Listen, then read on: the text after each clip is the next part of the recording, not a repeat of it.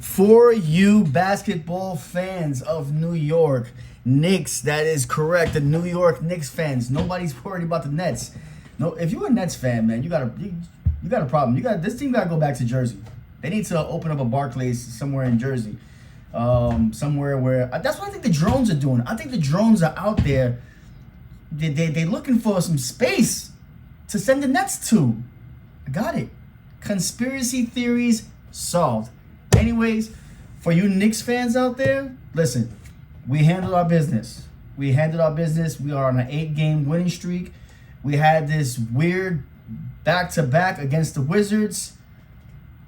I don't like it. It gave me a baseball feel, which I don't have a problem with baseball. But you know how baseball, you go into a city and you go there for a 3-game set, sometimes a 2-game set, even a 4-game set. It kind of felt that way. And I almost sat there and thought to myself, maybe the NBA should take this route. Maybe the NBA should take this, go to a city and play a little series, a little 3-game series, sets. You know what I'm saying? But then again, I don't know. Anyways, listen.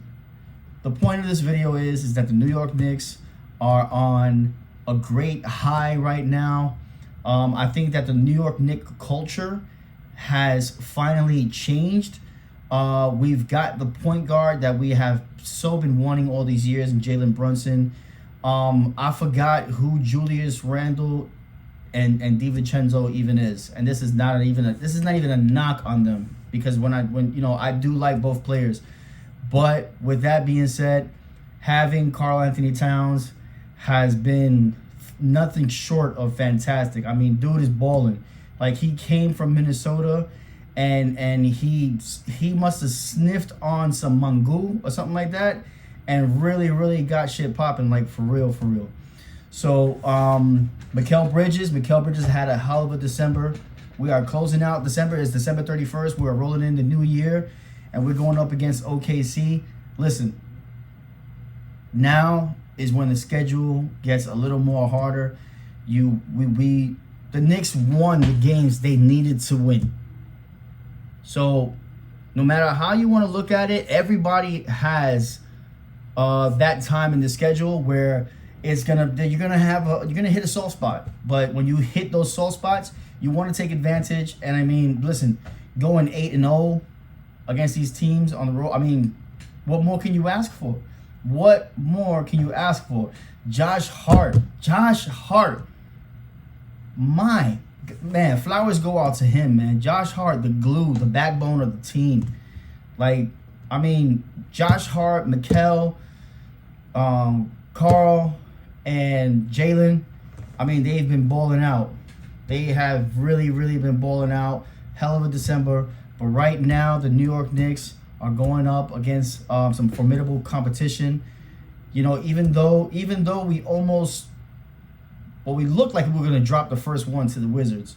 I thought we were definitely gonna go down in flames on that one, because every NBA team, no matter how good you are, you always have those couple of losses where it's like, damn, we lost that. We should have never lost that. You know what I'm saying? When we were actually in the game. It's not like we went in there and got the doors blown off of us. I would like to see the defense pick it up a little bit, because we are giving up too much points. If we could hold opponents to less than 115, I'm satisfied with that. But right now, we're number 1 in offense. We're looking really good.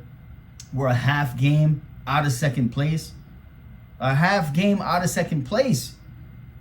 Like, come on. We're sniffing first place, if you think about it. And this is not a knock on the Cavaliers, because the Cavaliers, so far, they've had a great season. But with that being said, the Cavaliers still have a lot to prove. But I can't be any more happier. As a Knicks fan right now. We're on an all-time high. Well, not really an all-time high. All-time high for the season, I guess. And, we came out of the gate kind of slow, but you got to expect that, because you've got a revamp of pretty much the whole roster when you think about it. So, if there's one player that got to pick it up, it's Campaign. Campaign's got to pick it up. OG's being OG. OG's doing his thing, and look at that. I left him out. And the only reason why I've left OG out is because he's in somewhat of a slump. But I'm not even worried about his slump because he's still a game changer. He's still a defensive prowess, and he can still drop buckets. And he's just wow. I'm so glad he re-signed with the Knicks. I'm happy where we stand right now. Obviously, there's still a lot of work to do, and it's actually a realistic thing for us to actually end up with a second or first seed. I'm not really afraid of Boston, especially now that we got Karl-Anthony Towns. We have a shooting big man, so he's gonna. I mean, come on, he's gonna bring Al Horford out to the uncomfort zone.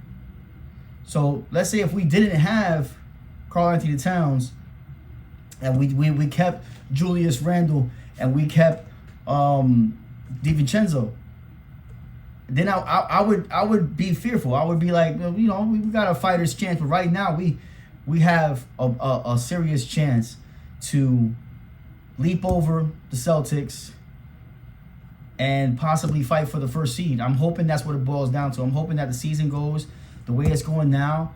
We're playing good basketball. I heard, I was listening to radio, and I think I heard them say that the Knicks are like 52-20 something, dating back to last season.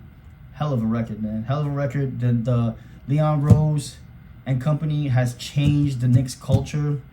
Thank goodness, finally.